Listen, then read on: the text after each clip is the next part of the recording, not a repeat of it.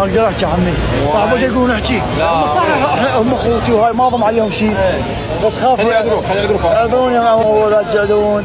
لان ابراهيم خاف اليوم ما يبات بالبيت خاف يسوي مشكله انا خاف يصير مشكله وانا ما اريد تصير مشكله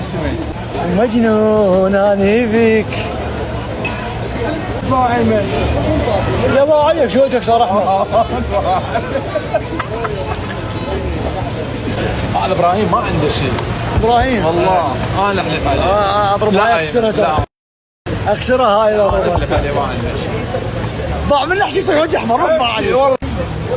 الحج يزعل علينا عم يروح عم الحج يزعل علينا عم الحج يروح سبب يعطيني بلوك يسوي لنا منع ما اقدر احكي اعذروني يا وليد يا اخواني ما اقدر احكي لان خاف ابو ابراهيم يعطيني منع من اربيل بعد ما اقدر ادخل اربيل